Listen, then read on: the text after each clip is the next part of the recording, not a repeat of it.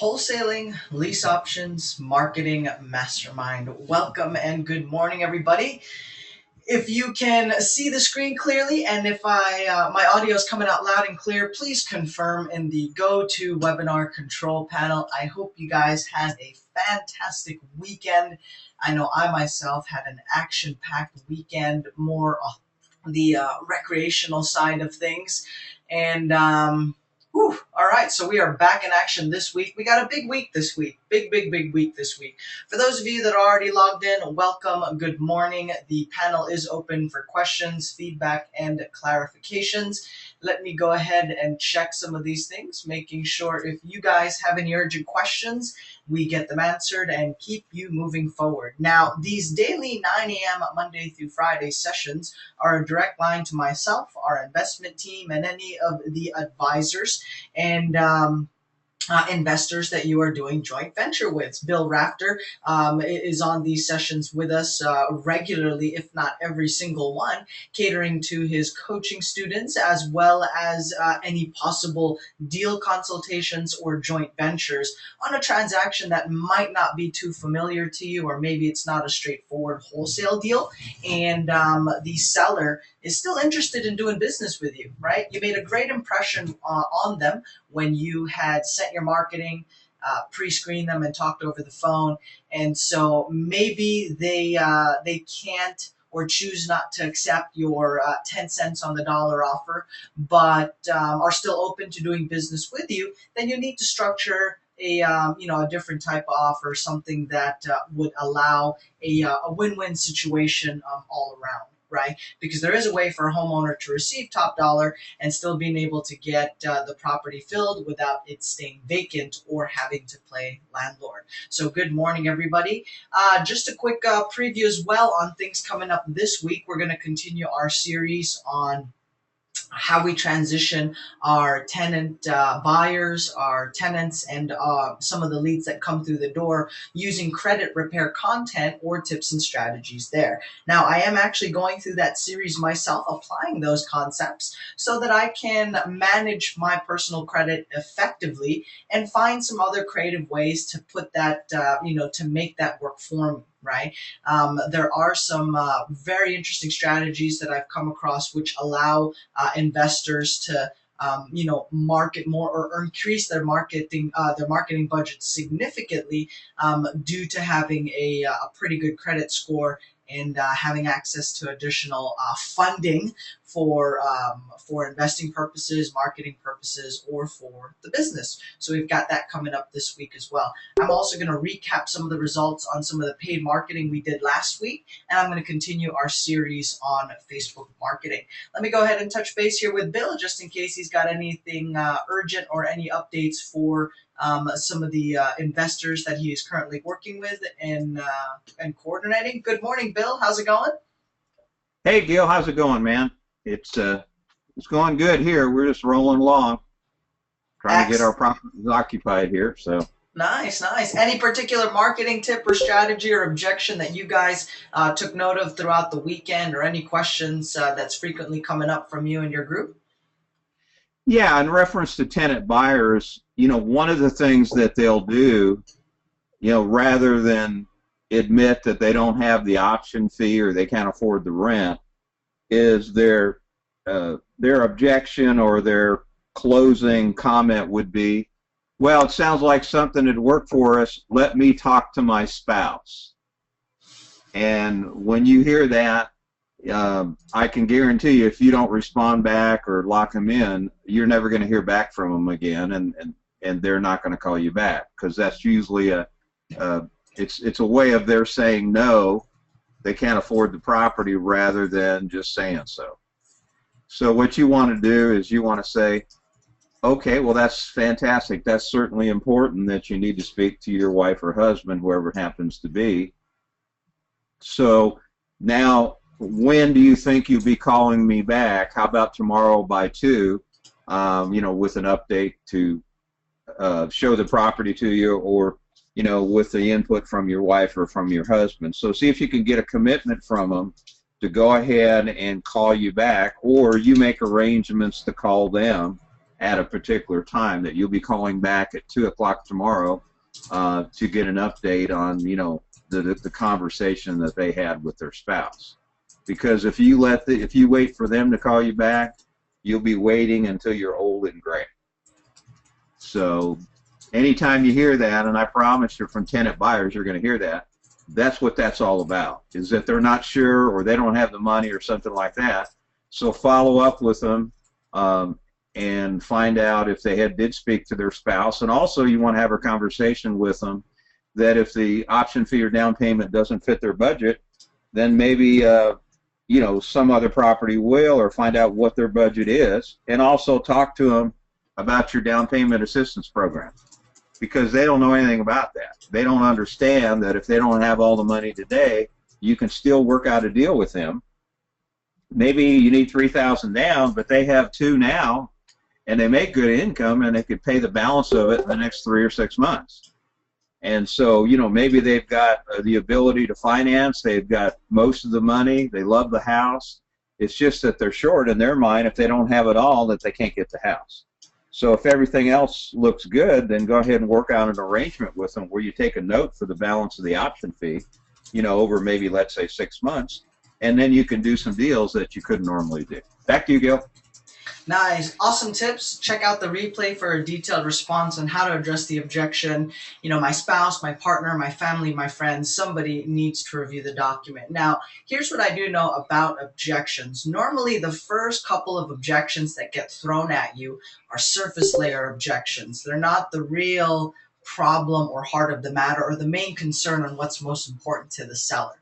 So they'll fire off these initial objections to again, to test you, to screen you, to make sure that you know your stuff, or at least give you the opportunity to build that type of rapport and trust with them.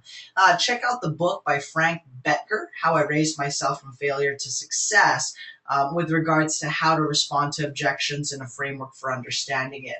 A lot of people take objections personally, right? And it's normal. It's part of it. They obviously will have questions. I think what's key there is, like Bill always mentions and talks about, sellers have their lines, okay? We need to know ours. So you do need to know your responses.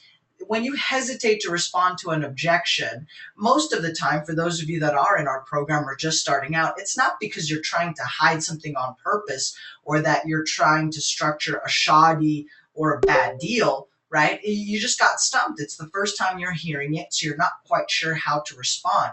Now, you don't want your seller or the person you're talking to get the wrong idea. So the better you are at responding to these objections, or at least not allowing that awkward silence where you hesitate or pause, you know, a few seconds, 10, 15 seconds to come up with an answer, or, you know, to think about it on the fly, that's acceptable. But if it takes you 5 minutes of dead air on the phone, just thinking because you're totally stumped, then yes, the lead that you're talking to will probably hang up on you, or not take you seriously, and shut the door on doing business with you, right? So practice your objections and responses. If you are not quite sure how to answer that question, it is absolutely okay to let the lead know, you know what, that's a great question.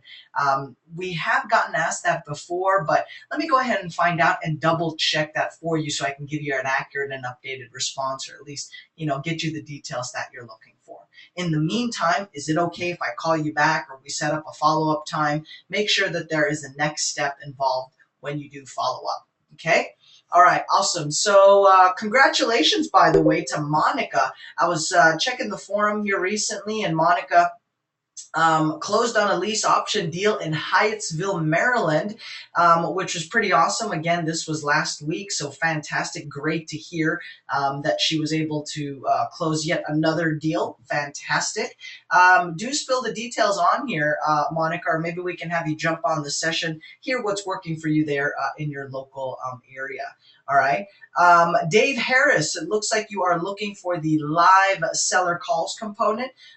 Mr. Steve Clutch, you are coordinating the virtual markets and the group Talking to Sellers program. Go ahead and unmute yourself, touch base here. Let's hear what's going on your end. Do a mic test, please.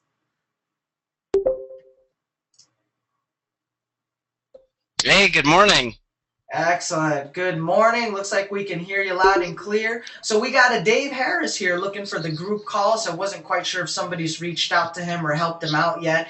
But if you can contact him or make sure Anthony reaches out to Dave so that he can get more information on the live seller call series. You guys are doing some pretty cool stuff, continuing what we had started a couple years ago, where we actually call on leads that are sellers, buyers, cash buyers, tenant buyers, and agents and brokers. So we talk to a variety of leads. You process them in your business like you would, and move the particular leads forward. So please do touch base with Dave.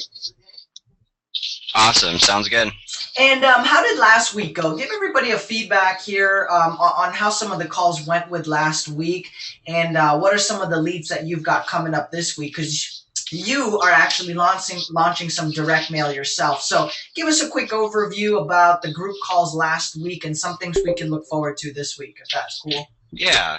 Well, I mean, most of what we were doing last week was calling Craigslist leads, which I love doing, and you get a lot of variety on the calls, which is why I think it's pretty fun. I also had some FISBO leads that I got from you that worked out pretty good. Some of the highlight, we didn't have anything super hot. Actually, I had one lead that I thought was hot, but it was actually in a different market. But we got a few offers out last week, just like cold wholesaling leads. And then we also had a couple good conversations with agents, one of which who's interested in showing our lease option properties for us. So that's pretty cool.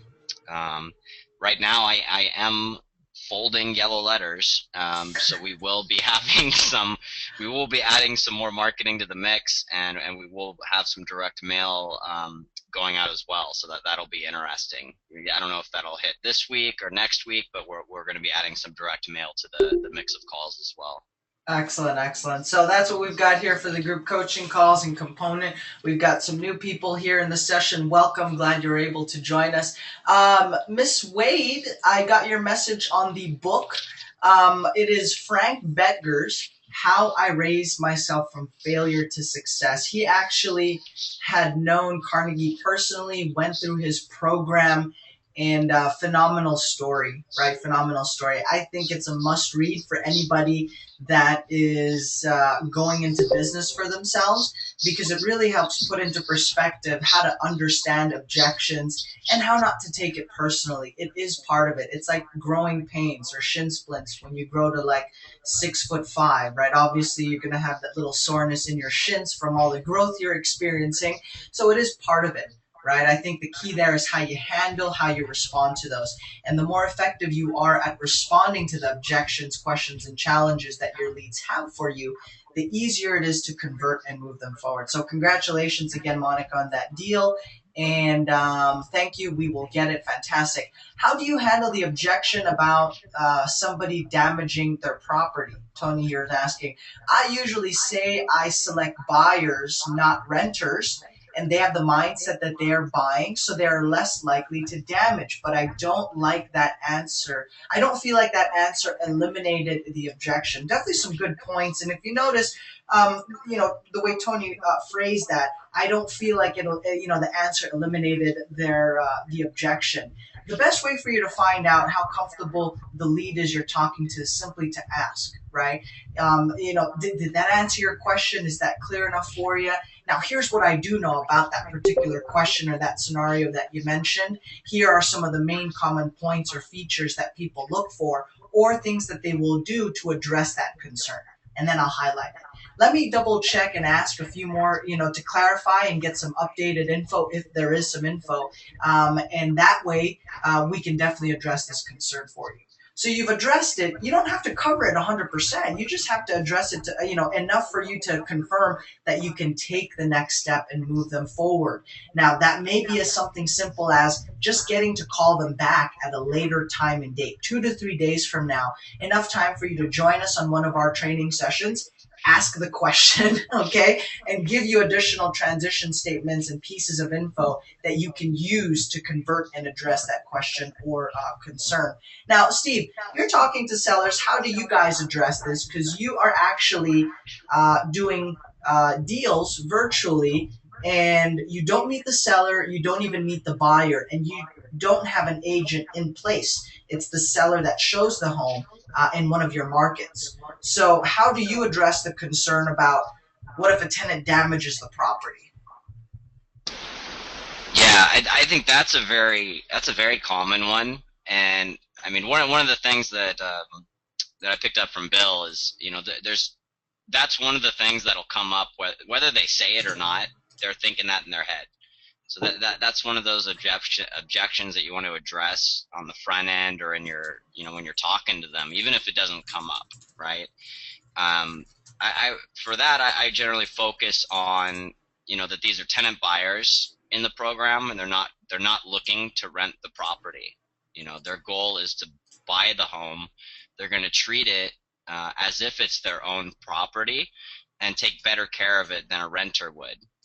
They're also going to be taking care of the day-to-day maintenance, so a leaky toilet or anything like that, the tenant buyer is going to take care of that, so you don't have to play landlord, right?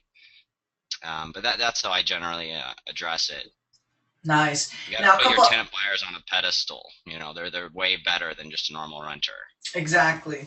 So again, paint a clear picture on the quality of your tenant buyers. Now, if you're just getting started out, then paint a clear picture of the quality of the tenant buyers that will be coming in interested in that particular pipeline of deals or that property. You may not have the funnel built now, that is okay, but at least talk about the criteria and who you are looking for.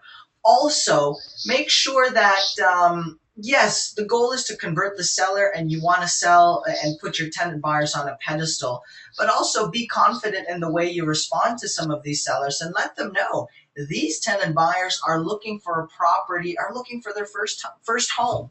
They're looking to transition into home ownership. They want to make sure that it's a great property. So it works both ways, Mr. and Ms. Seller. They're looking for a nice piece of property, not just anything out there on the marketplace. Can you tell me a little bit about your property? Once again, they're looking for nice houses in nice neighborhoods only. Now, you have a property in an area that they're interested in, and so I just wanted to call to inquire to see if it's still available, or what the status was. Is now a good time to talk to you? You address it, you move them forward, you take control by asking the next question, and now you are asking the questions in that particular conversation, right? So don't forget, make sure you check your sellers. Also say, hey, we want to make sure it's a good tenant buyer. Yes, granted, but we also want to make sure we're dealing with a nice house in a nice neighborhood here, right? And at that point, you turn the tables and they will now start to sell you on why they should come out and check out the property, or why you should come out and check out the property, because theirs is such a great fit. Okay, theirs is such a great fit. So definitely check that one out. Tony, some sellers have suggested getting a deposit. So are you against honoring that? I don't like offering that, but what if it will make them happy? Should I? Great question, Tony. And I definitely, when you're just starting out, right, obviously you're still trying to build up your pipeline of business. So your priority in your first 30 to 45 days in getting started in real estate is to talk to your sellers, so that you know what a motivated seller sounds like, and you know what a real buyer sounds like, whether that be a cash buyer or a tenant buyer. Okay, you're still trying to build up your credibility, your experience, and your track record. And so if you come across a seller that is on the fence, wants to do business with you, but still a little bit iffy, we will use the option deposit as a tool, as a mechanism to convert the particular seller. And if that is what it takes to get the business, then portion, all right, or budget or allot a portion of the option deposit to go towards the seller. Okay, 75% of something is better than 100% of nothing, right? And so you may have to budge a little bit, okay, in order to get the deal done. What are your priorities at the end of the day? Right? If you're just getting started out, this is the first deal that you can do. Are you going to be a stickler about not giving up any of the option deposit? Right? Now, if your concern is, there's not enough meat on the bones, Gil, this is only $1,000 option deposit. Seller wants to collect $1,000 in a deposit. Where does that put me? Then don't do the deal. Not under those terms and under those scenarios, right? First of all, your minimum option deposits that we recommend should range minimum, okay, $2,000 to $3,000. That is enough for a tenant buyer specialist or an agent to show the deals for you, so you pay them. If you have to, you can budget some of that for the seller, and you can still collect something for your company and get a return on investment on your marketing, or turn a profit, right? Again, what's your main priority? If you are willing and you don't want to budge on the option deposit, then I hope with sincerity that you have 3 to 6 months of budgeting planned out, that even if you don't do a deal today, you can still launch your marketing next month and have new leads coming in. All right. So yes, take it on a case-to-case basis. Now, once you are fully operational and you're doing about 4 to 6 closings per month, you now have the option or luxury to turn sellers away that don't agree to your terms. Why? You have, you're bringing a whole lot of things to the table. Okay. You have a tenant buyer pipeline with tenant buyers ready to go. You have other homeowners that's calling you interested in doing business. Okay, you have people to follow up on that weren't ready 30 to 45 or 60 days ago, but now that they've sat on the market, they've gotten beat up, or they have a realistic view of the marketplace and are no longer unreasonable. Okay, they now have an open mind, right? You have all these other opportunities that you can focus on. So yes, if the seller doesn't agree to your terms of no option deposit or whatever they may be, simply hang up or create a follow-up sequence to call them later down the line. That is one of the main benefits of having our pre-screening or our acquisition team working for your business, because you can assign that lead to them where they can do a courtesy call every week, every 30 days, or create a follow-up sequence. That way you maximize every lead that is coming through the door. After all, direct mail is a higher cost per unit. So I hope that answered your question there, Tony, on regards to the option deposits. I definitely recommend escrow handle all of the payments and collections and all of that good stuff, so that they disperse the payment to you, they disperse it to the seller, and all parties that need to be compensated are handled by that particular escrow company. Tim B says, you guys have some vast knowledge on this topic. Did you learn a lot? Yeah, definitely. Learned a ton from Bill Rafter. I mean, he's been in the business for 30 plus years, both on the real estate brokerage side, investor side, private money, and in development. So learned a ton from Bill, and there's a reason why he pops up on our sessions here regularly. He actually coordinates the one-on-one coaching program. So if that's something you guys are interested in, have a conversation with Bill first, right? We want to make sure it's a good fit. We're not the type of company that will simply take all your money just because you have that money to pay and you have zero left over for a marketing budget. All right. We like to set some realistic expectations, make sure you have a marketing budget, make sure we work out a schedule that works for you. And at the very least, maybe, one-on-one coaching is not, it sounds great. I mean, our sales pages and content is designed to convert and turn and gain subscribers, followings, and ultimately, put up the big ticket item sales. But at the end of the day, we always caution people, you don't have to jump right into that package. Check out our group coaching component first, right? See if you like the interaction, the quality that we put into, and the deals that we're doing. And if you like that type of training and support, then we can talk more about moving up and upgrading the marketing that we're doing for you. Whether it's you're starting out just buying leads from us, then we start pre-screening leads for you, or maybe we can work out a full joint venture, right? But it's got to be a win-win situation all around. We're also going to be having some other investors popping on our session this week, and again, sharing what's working for them out here. All right, so any other questions from the weekend, go ahead and type that in.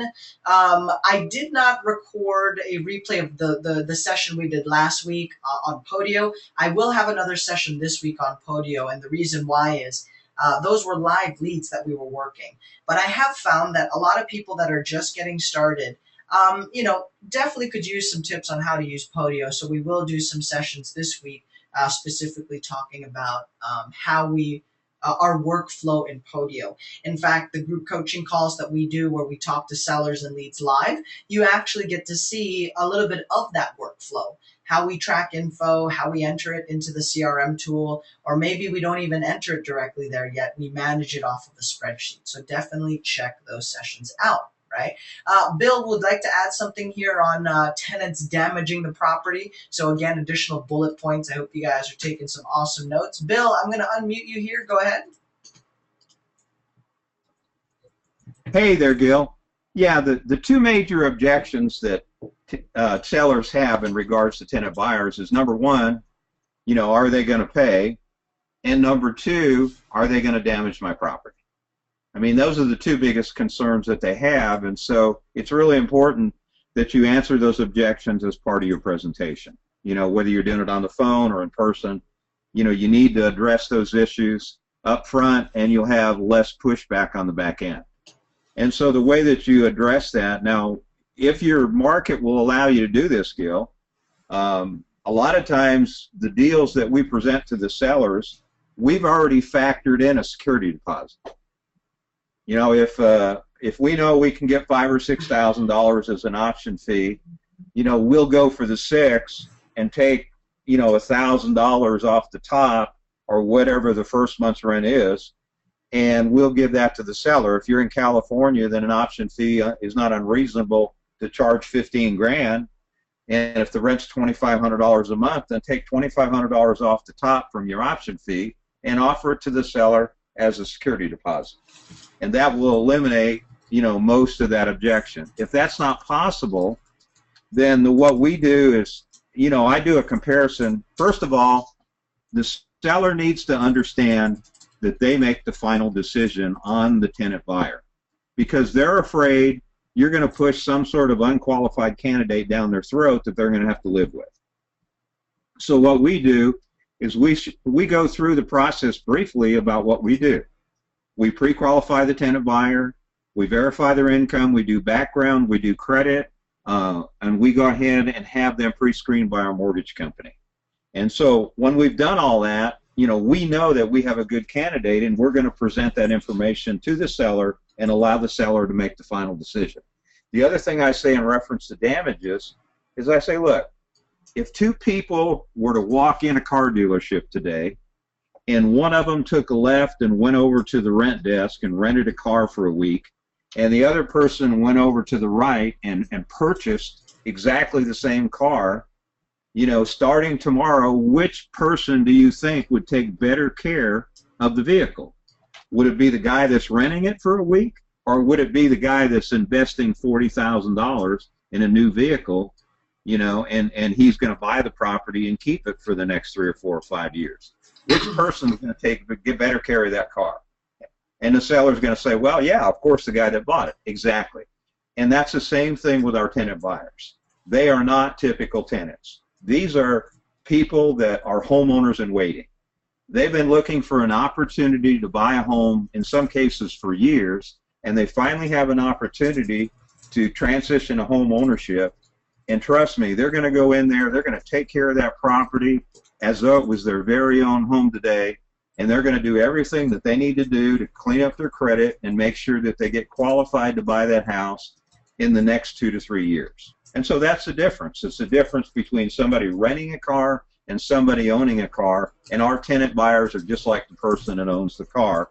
They're going to take good care of the house, they're going to make the payments on time, and they're going to go ahead and finalize that purchase so that you get your money and everybody gets exactly what they were promised. Back to you, Gil.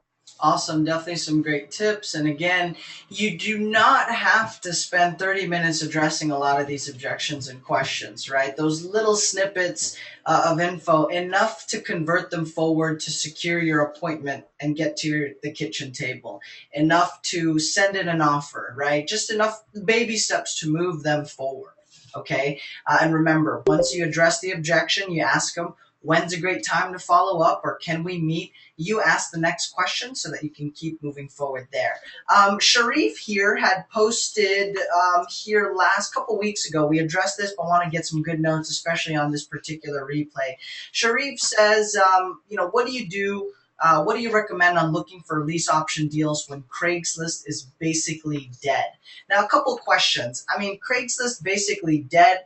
The first thing I would ask is how long have you been farming, gathering leads there on Craigslist? Because to make the sweeping generalization, and I always caution people when you make a sweeping generalization that there's no deals on Craigslist, right? I just don't. That's not what happens to us. And I see investors doing deals off of Craigslist left and right for the ones that we market for. And so, how long have you been tracking the leads there on Craigslist? Do you know how many new leads come in on a daily basis? Okay. Do you know what the ratio is from homeowners to broker type listings in that particular ads? Do you know what months start to peak in terms of the number of ads that go on Craigslist, right? Because here's what happens. If you just got started on Craigslist in the last 90 days farming for leads, and you come to the declaration that Craigslist is dead, what if the last 90 days was during the winter period? Okay. And so during the winter period, generally real estate across the nation is at its slowest, much more so on markets where winters are pretty rough and you can literally get snowed in and nothing gets done, right? Doesn't matter if you're real estate, doesn't matter if you work for the government, you're snowed in, nobody can drive on the road, right? So you're looking at that little caption, that little snapshot in time where nobody's placing, or at least the only people placing ads are realtors, right? But once you get after that winter period during the summer, that's when the homeowners start jumping on Craigslist, right? So how long have you been tracking that stuff? I can tell you Craigslist you must have Craigslist as one of your lead sources for practice, or if you're just getting started out before you go into paid marketing. Now, what are my other tips to finding leads for free? Check out Trulia, Zillow, and I think it's either Trulia or Zillow. Definitely, I don't think it's Trulia. One of those where you can actually type in make me move, right? Make me move types of leads. And we've had a session on this. Check it out in the replays, where these are homeowners that are a whole lot more motivated. Basically, they're saying, for this price, we'd be willing to move, or make me an offer I can't refuse, because they're under a time crunch, or they are a whole lot more motivated. So you would check out other for sale by owner type of listings and websites other than just Craigslist. I know this particular market because we actually do deals in that area, and I can tell you Craigslist is one of the places that we do deals in that particular territory. Live seller calls. Okay, so we got that one going. And somebody here, I think April, we got your cash buyer list. Thank you for adding Buddy Hodges here, Randy. Awesome. Thank you for helping grow the group. We are steadily growing. We do about 33 requests. If you know of any of these members that are trying to get in that haven't been added yet, do let us know. We make an attempt to screen members, or at least make sure that they are not just robots who are designed to spam the Facebook group or sell stuff from some random China-based exporter on like Oakley shades or sneakers. For those of you that are on Facebook a lot, you know what I'm talking about. Anthony Rudolph, Zillow has the Make Me Move links. That's the one. Okay. Looking for videos for my squeeze pages for tenant, buyers, and sellers. Ashley here had a question. Can you use unbranded videos on your squeeze pages? Sure you can. You can use unbranded videos on your screen pages. You can make your own videos using a webcam or an iPhone or a smartphone, and you can use those for your squeeze pages. That is okay. A video as opposed to no video would be better. Right, and depending on the type of campaign, you will always have to tweak and modify it.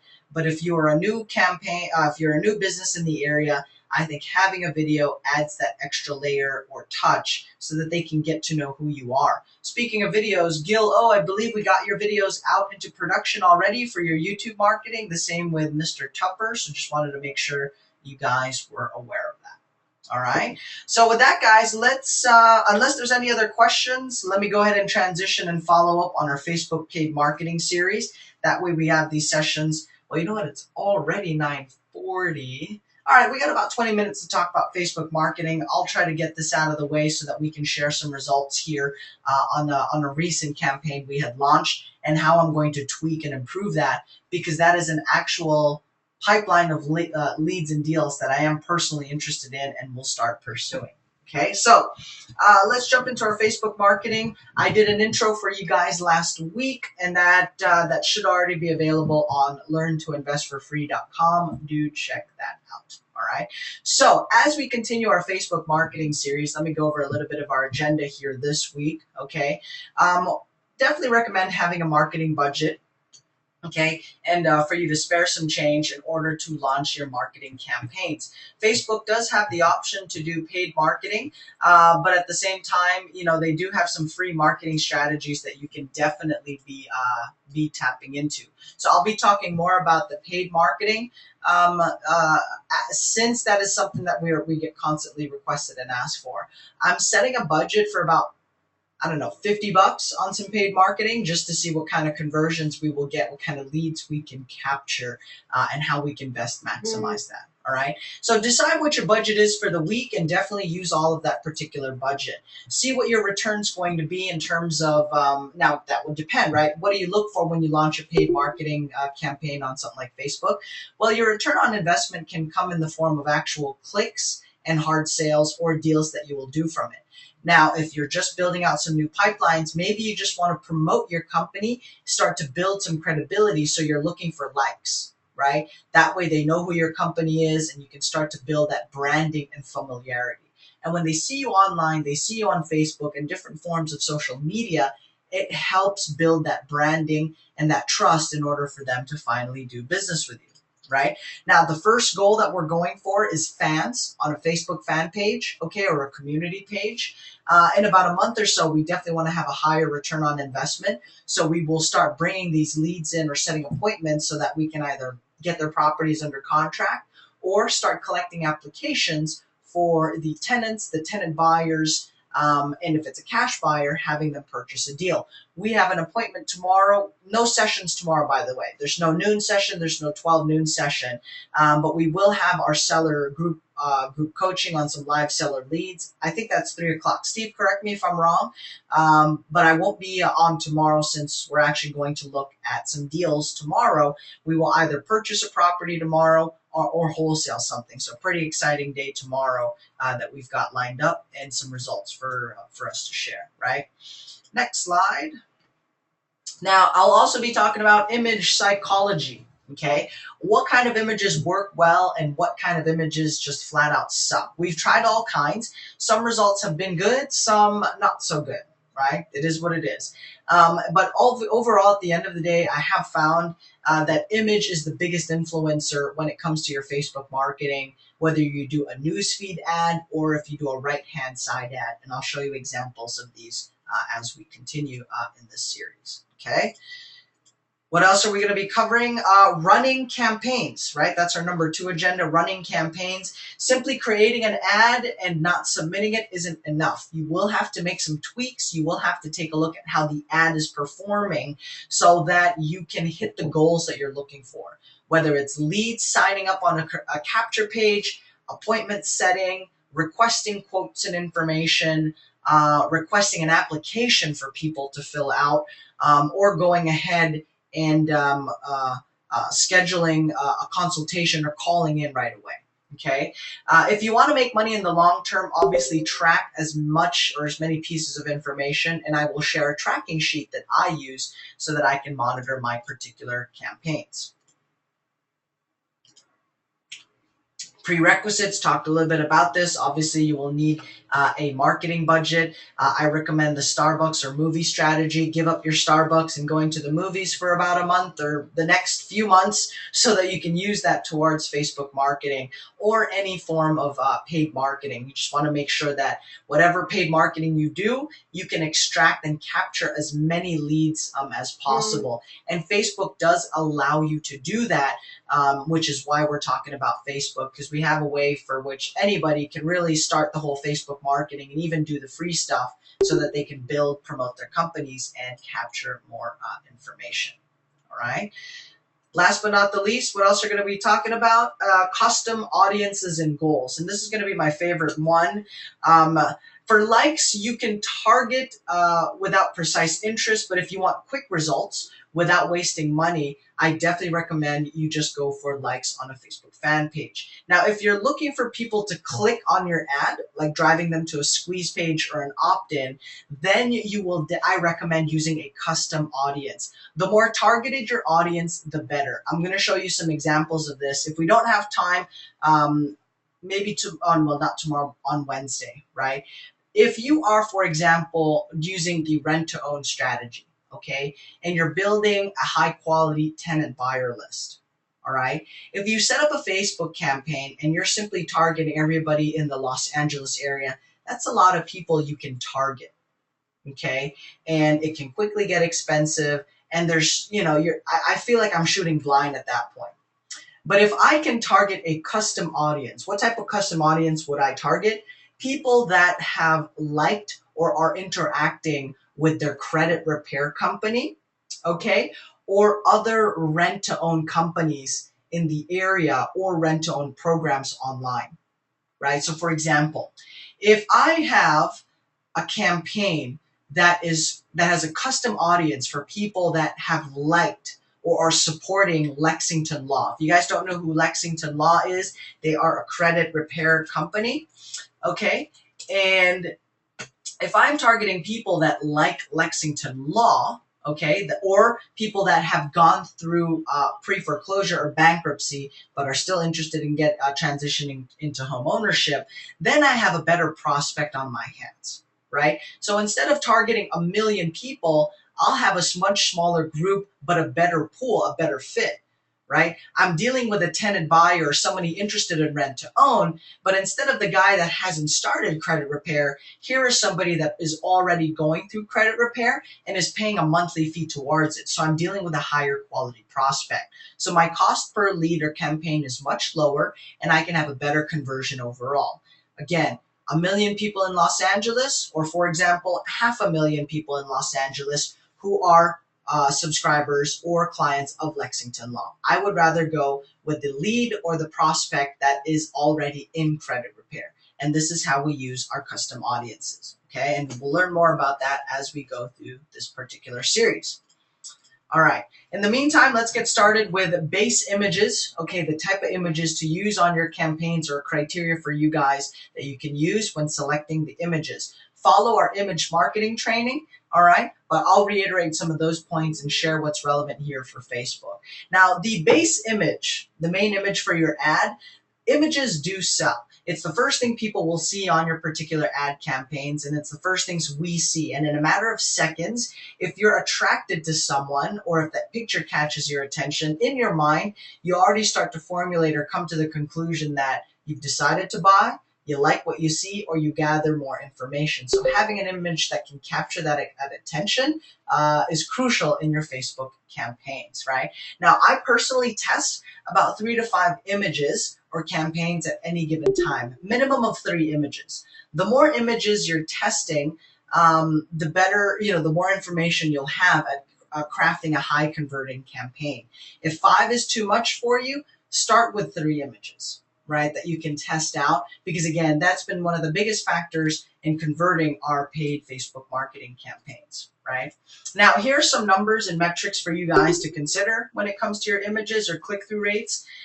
For ads that appear on the right-hand side of Facebook, right-hand side of Facebook meaning these particular ads right here. Let's say if I go to my main or my personal Facebook page, these are my right-hand side ads, okay? So for ads that appear on the right-hand side of Facebook, 0.75 click-through rate. Right? Nothing phenomenal, nothing exciting. It is pretty brutal and tough, but 0.75 click-through rate on the right-hand side. Now, if I'm going for a newsfeed ad, right, and I'll show examples of this as we move forward, newsfeed ads, I'm looking for a minimum 10 to 15% click-through rate on the ad for a newsfeed ad, all right? Once again, keep what's working, dump what isn't. Okay? You can use the image to influence and drive leads to any type of ad. Okay, your image, now most people ask me when it comes to images, is it possible to use a personal image, right? Your own face on it, your own family picture on it, your own company images on it.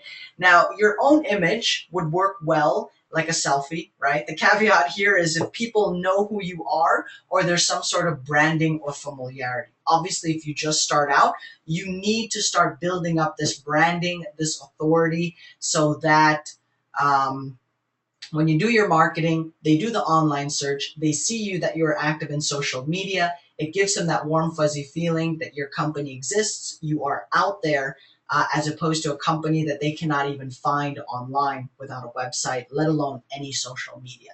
Okay.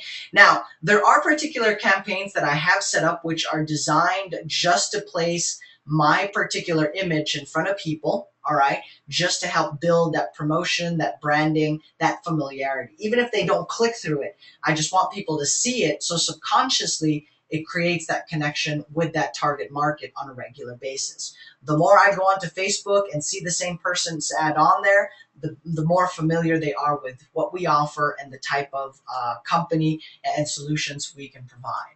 Right? Now, my personal goal and passion when it comes to this type of marketing, and others will disagree, right? With regards to advertising on Facebook, my goal is to reduce and come up with a bare minimum cost on our campaigns while still having maximum impact, whether it's to build familiarity, build trust, or get conversion in the form of opt-ins on a squeeze page, all right? The squeeze page, okay, does the selling, right? So when it comes to this initial front-end marketing, whether it's a news feed ad, a post, or one of these right-hand side ads on here, the goal of those ads is to capture your attention, right? Not have to do any selling or that is for the squeeze page to do, or the fan page, or whatever community page you're driving it to. If you're sending it to the website, it's up to the website to do this, to do the selling. Okay, it's very hard to sell, okay, a lead when all you have is a title and 150 characters in the form of a description on there, right? So I want to capture, I want to get them to click, and it's the whole selling part. That's a different portion of the funnel.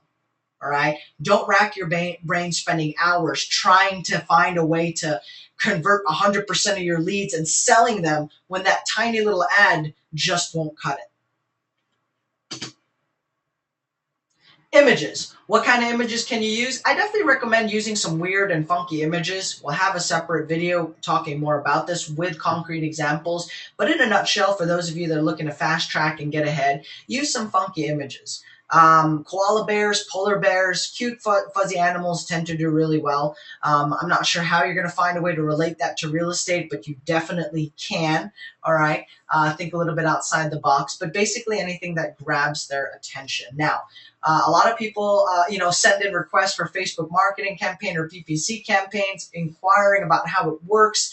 And most people will ask and inquire, what's your take on scantily clad women or men, and some of those more provoking type of images where you look at them and catches your attention. Now, when it comes to that type of marketing, it really will all depend on the values you have as a business. I personally don't recommend and use those. You can have other catchy images without having to use scantily dressed people in the ad. Now, it can work out great, for some of your campaigns, but just don't go way overboard on that, right? So I like to use images that are wholesome, family friendly. They capture your attention, get them to look. So it doesn't have to be that type of image you use. You can also use images, for example, that have optical illusions.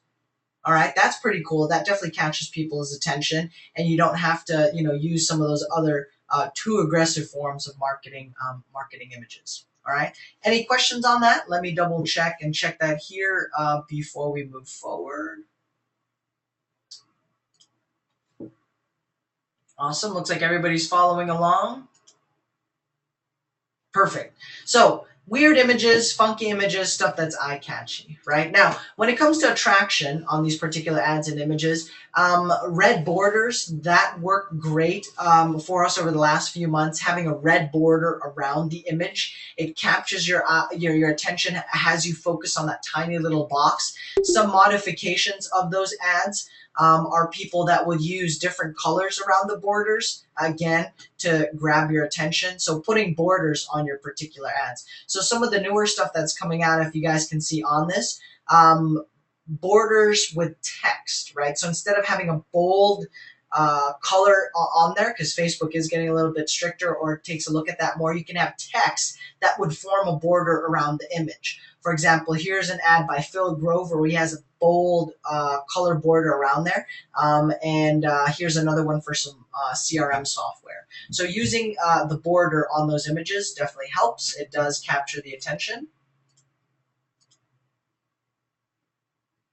Oops, 1 second, I lost my slide.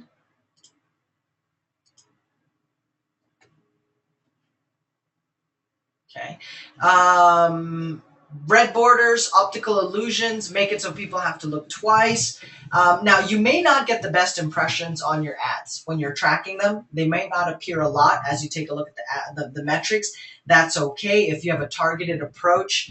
Once again, if I were to compare getting 1 million impressions or having my ads seen about 1 million times, I would prefer to look at the conversion rate on those particular ads. So even if my ad only shows up 10 times or has 10 impressions, but if I'm getting 100% conversion or 10 opt-ins for every, for each of those 10 views, I would be absolutely ecstatic, right? So take a look at focus on the conversion part of it as opposed to the impressions. Again, you are just starting out, and in order to bootstrap, the more targeted your campaigns, the better. Image psychology. Let's talk a little bit here about some other useful tips on your image psychology using the IDA principle. Some of you guys may have heard of this. Maybe some of you this is the first time. Number one, you want to capture the attention. Make sure it has something interesting about the ad, right? We talked about using titles that are high converting, okay? Having a strong desire or compelling hook in your particular actions, and last but not the least, a call to action. The other scientific ad formula that people use out there is, first, a pattern of interrupt. You shock somebody, you have a catchy image that, interrupts their chain of thought. They get distracted. Instead of posting, a family picture, they end up clicking on some ad that caught their attention. There is a promise or a hook, once again, right? Maybe you share some content or information on your squeeze page. And then last but not the least, an offer or a call to action. You want them to call you, enter their information, request an offer, set an appointment at the office, or schedule, give you some possible scenarios or pieces of info that you need in order to convert that particular lead. For example, we have people that build out pay-per-click campaigns or Facebook marketing that talks a lot about, that are doing it for cash buyers. Right? They've heard the news or the feedback about how international buyers are paying way over retail, and are still doing cash deals. So now they want to build cash buyers. If you are based here locally and you're not quite sure how to target these cash buyers, you can set up a Facebook campaign, targeting these international cash buyers, right? So if you knew, okay, that there are, for example, China, investors out of China that are following Facebook fan pages of We Buy Houses companies, okay, you can target those particular fans of international buyers or investors that live in China that have a track record of liking We Buy Houses type of fan pages, and you can feature your wholesale company or your rent-to-own company because that's the type of lead or buyer you're looking to target, right? So that's another scientific ad formula, or at least something, a criteria as you build out your particular campaigns. And again, caution, right? Facebook sometimes, they do take offense to lewd images. Definitely don't recommend you use those. If you continue to get your ads rejected, all right, try using, obviously, dumb down the images. Maybe you're using too aggressive stuff. Your borders might be too fat in terms of your coloring and attention grabbing, or you may have a bad link. Okay, maybe the squeeze page you're sending them to, you missed out a letter, you didn't copy it correctly, or you are sending it to a website or a squeeze page that is no longer active, right? So you want to check some of those things if your campaigns are not going through. Avoid using the lewd images as much as possible. Okay, you can use some other fun images out there that are attention grabby and that are trendy. You do not have to take that route. Okay.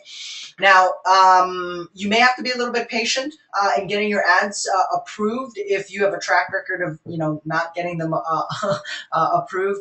But once you have a good clean ad, once you start posting ads on Craigslist, it's just like posting a Facebook status. You can get it done in about 5 to 10 minutes on any of your campaigns. I showed you guys step by step how I placed a sample ad campaign last week, and check out the replay so that you can walk through that particular session that we had recently. Anything else on the caution section? Just let me check my notes here.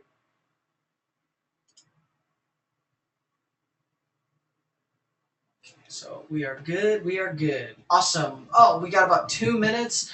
Running ads. You know what? I think I can blow. Do we have 2 minutes to go through this? How many slides do we have left for everybody here? We got quite a few slides left. We'll keep running. I want to get this stuff completed and walk through, but we'll keep running on. If you guys have to hop off, don't worry. The session is being recorded, so you can check this out at a later time and date. But running campaigns. Okay, let me show you the different types of ads. Right-hand side ads. Once again, these appear on the right-hand side of your Facebook page, like these ones right here. Those are your right-hand side ads. Newsfeed ads. Newsfeed ads are what pop up on your newsfeed section. So when you go to your different status updates, your newsfeed ads pop up and they look like somebody's Facebook post, right? So if somebody's following your Facebook page or your community page, it will pop up in this particular section, which is the newsfeed, and that's all this down right here. You'll see all sorts of different stuff. I even get ads for, different companies and promotional tools. I don't know if you guys have heard of Coin. I came across Coin because it popped up as a newsfeed ad on here when I had logged into Facebook. So that is an example of newsfeed ads. What you guys probably haven't heard of or don't know, if you haven't done any Facebook marketing, is something called a dark post or a hidden post, okay? Now, these are pretty unique. You do have to log into Facebook's Power Editor in order to access and do a dark post. But a dark post is basically an unpublished post. It allows you to accomplish two things. You can drive people to a squeeze page, or you can get a click, sometimes even both. It depends on what your target audience has done first, right? Most traditional types of Facebook marketing only allow you to do one of two things. You can only drive people to a Facebook fan page to get likes. Now, how does that work for you, right? If you drive people to a Facebook fan page and then they see that your company or you as an individual has a ton of likes, then that gives them social proof, builds the brand, builds the familiarity. Some social proof is better than no social proof. If your We Buy Houses company has 50 fans, as opposed to not being able to find your We Buy Houses fan page or your social media, chances are the lead will move forward with the other company that has greater social proof, reach, and credibility. Okay?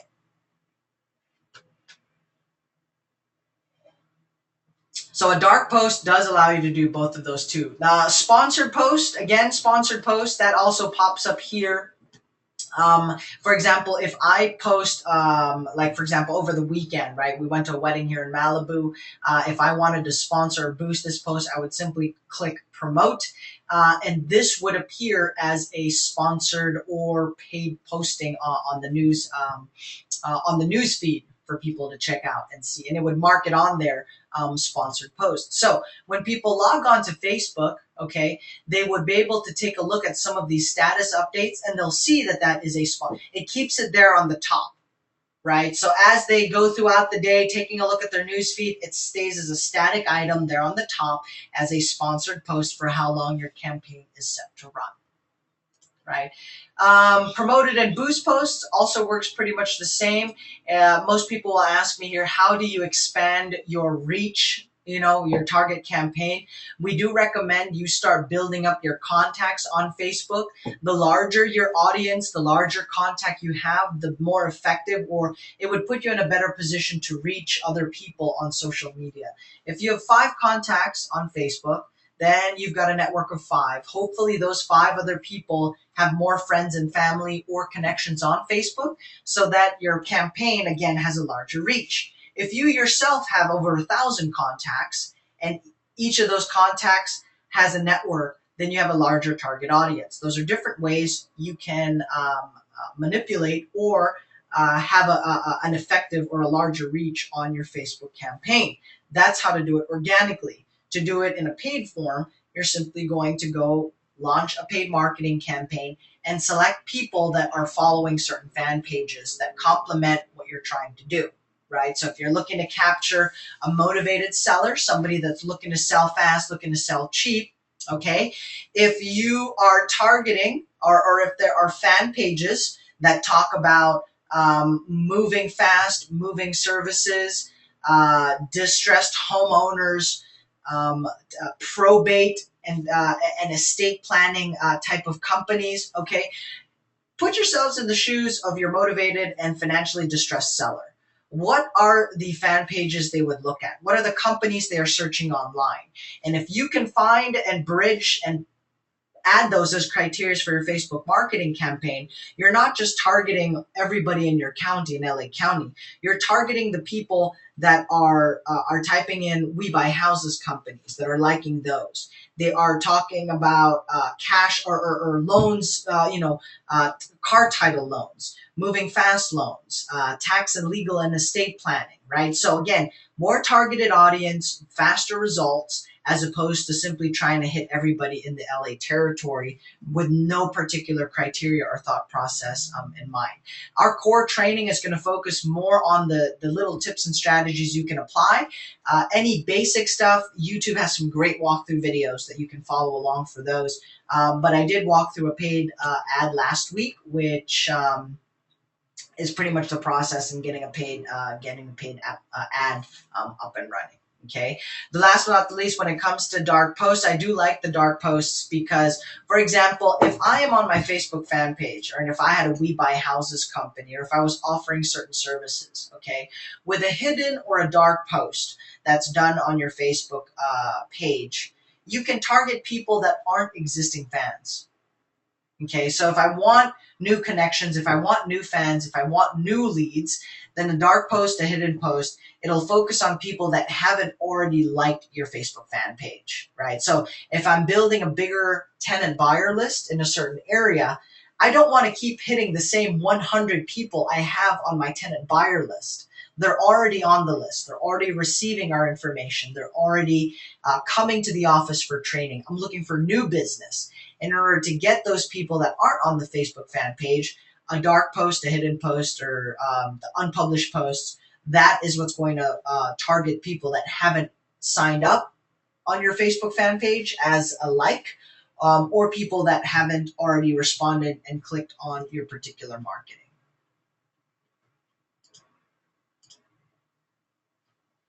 Okay, next slide.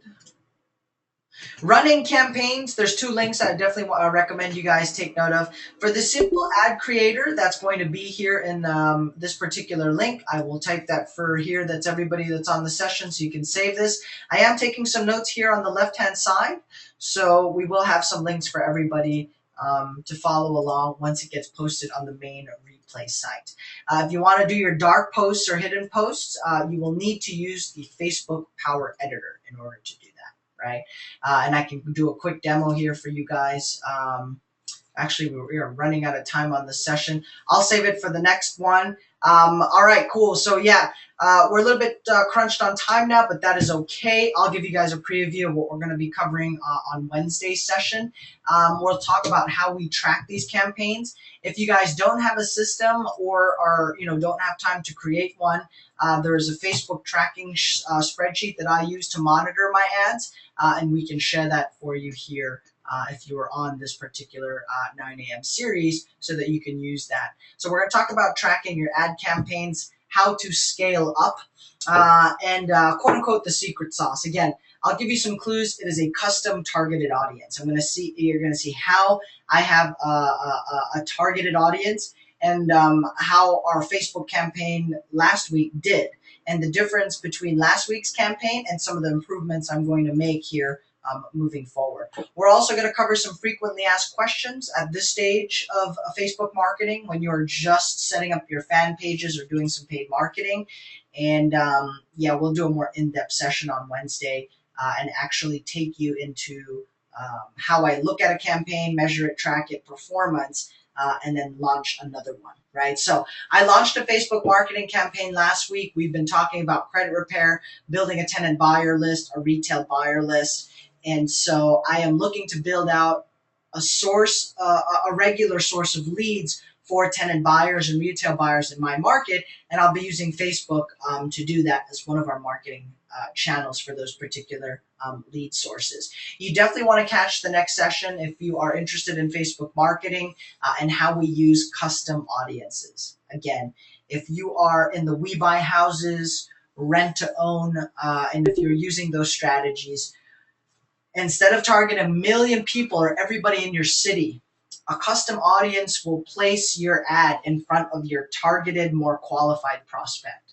If you are an educator in real estate, right, who would you rather target? Somebody, 1 million people in your local city or everybody in your state? Or would you rather target all the people that are liking real estate education, like Rich Dad, Poor Dad, Donald Trump, fortune builders, people that have bought real estate courses, right? So as an educator, if you carve out a Facebook marketing campaign and maybe instead of 1 million people, maybe you only have 100,000 that you're targeting. But if all those 100,000, that captive custom audience has a track record of purchasing real estate courses or is researching and is looking for a real estate educator, then you, as an educator, would have a better opportunity at converting those into sales since you're dealing with a better prospect. If you are in the we buy houses niche, okay, instead of targeting 1 million people in your city, why not target a couple thousand, couple 100,000, or a smaller pool, but these are people that are truly motivated. People that are typing in we buy houses, people that are looking at car title loans, for example, moving quickly, okay, that have responded or liked brokerages that have marketing talking about get an offer in 30 days or less, right? So even if I only have a Facebook campaign that is targeting 100 people, I would be okay because I'm in the we buy houses niche. Those 100 people that I have specifically designed my marketing campaign so that they will see it, those 100 people have liked or have are connected or are responding to or are interacting with Facebook fan pages and companies that are claiming to send them an offer in 30 days or less. Then I can participate, in that, in sending them an offer. And then it'll come down to how we capture, talk to, and convert the leads. But again, it's a more targeted approach and better quality at the end of the day. Right? So with that, guys, I don't see any urgent questions. Karen says, have to run. Talk to you soon. Thanks for joining us. If you've hung out this long, the replay of this post will go on the YouTube channel as well as the main particular site. We'll include some of these notes. Hopefully you took some notes for yourselves. And I'll see you on Wednesday session since we won't have any tomorrow. The only live webinar and training sessions we have tomorrow are our Talking to Sellers, our live Talking to Sellers series. I will be back on Wednesday and I will continue our Facebook marketing and talk about custom audiences. I think that is crucial. And that is one of the biggest things that you can implement in your Facebook marketing that will allow you to lower your costs, have a better targeted campaign, and you are able to manage those campaigns a whole lot more effectively. All right. So thanks for hopping on, guys. For those of you that are interested in our the deals that we are going to be, we have like 2 deals we're going to be launching or promoting tomorrow. One of which is a deal we may need to raise private money for. So we'll keep you informed on how that is going to play out. All right.